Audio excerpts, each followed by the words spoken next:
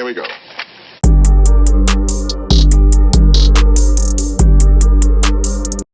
First of all, we would like to give our high respect to the lecturers and greeting, ladies and gentlemen. We are from Group 4 and we are responsible for Chapter 9, which is about evaluating inferences, assumptions, and other relevant arguments. So without any further delay, let's get started. Our group has chosen three main concepts for this video. First, implicit assumption. Second, hypothetical assumption. And last but not least, other relevant consideration. So now let's take a look at our first concept, which is implicit assumption.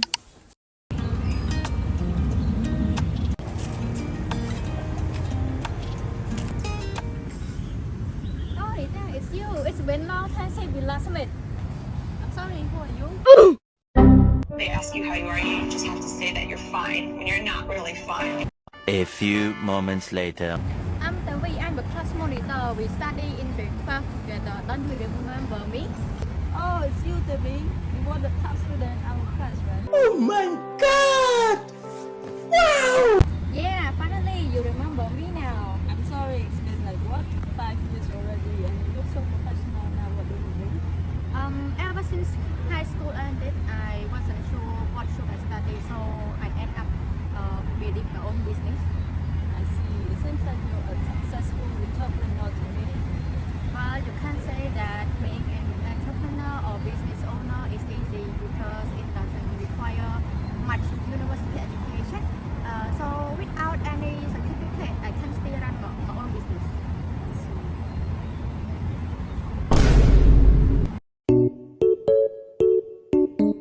Based on the scene, the assumption is looking pretty and professional means successful. However, for implicit assumption, there are some rich people who like to dress up casually for their everyday living. And on the other hand, there are also some people who like to dress up like they are rich, but in fact they are struggle with their financial.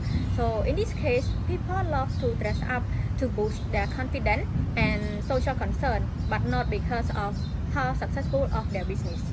Moreover, she also assumed that her friend is a successful entrepreneurship who owns a business, but in reality, she doesn't know what the business is about, and also she doesn't know if it's profitable or struggling, and she doesn't even ask about the challenges or the failure of the business. So, by analyzing implicit assumption, it helps people to think more critically, make better decisions, and also avoid being fooled. Now let's move on to our second concept, hypothetical assumption.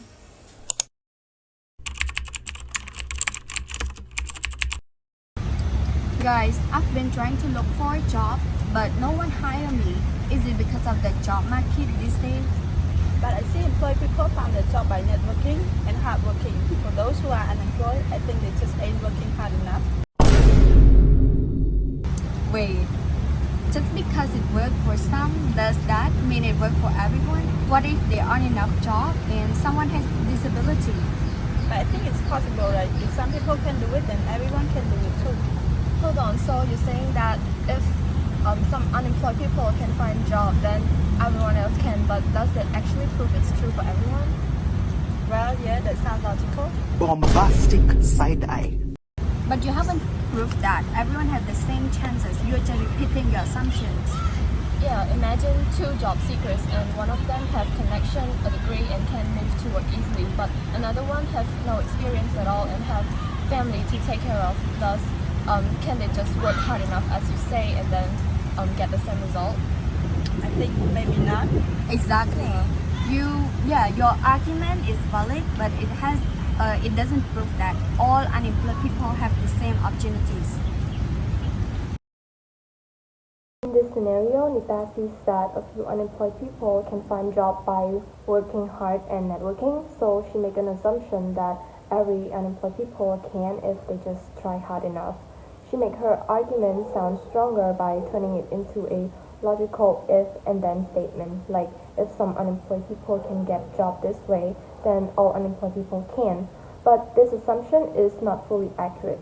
Just because something works for some people doesn't mean it will work for everyone. So turning your argument into a hypothetical situation might make it sound logical because it follows a clear pattern. But That doesn't mean that it's true in real life. Just because of the structure of your argument look valid doesn't prove that your idea is correct. The real issue is whether your assumption is true for everyone. If it's not, then the whole argument is still weak. Now let's check out our last concept, other relevant consideration.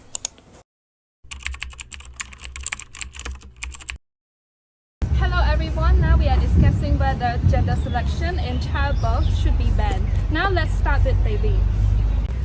I think if the parent choose the child's gender, most parents would choose the boys, and this could create a population imbalance in society, and which somehow lead to social concern or social problem. So to prevent this, gender selection should be banned. Great, let's hear the opposing view. However, I oppose to that idea. Firstly, banning gender selection removes people's freedom of choice, and in some culture, some family keep having children until they have a son. So if they have the choice to choose from the start, it might reduce overpopulation.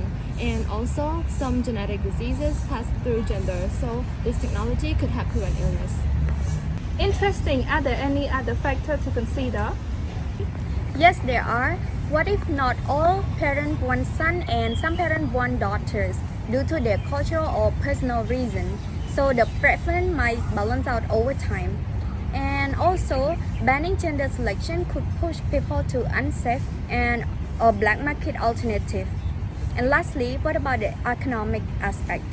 If only wealthy family could afford the gender selection, could this widen the social inequality? We've seen multiple perspectives in the role played. The best way to evaluate an argument is to be imaginative and creative about the hidden assumption, along with other relevant consideration or alternative point of view, rather than just focusing on only what is presented and find it fault.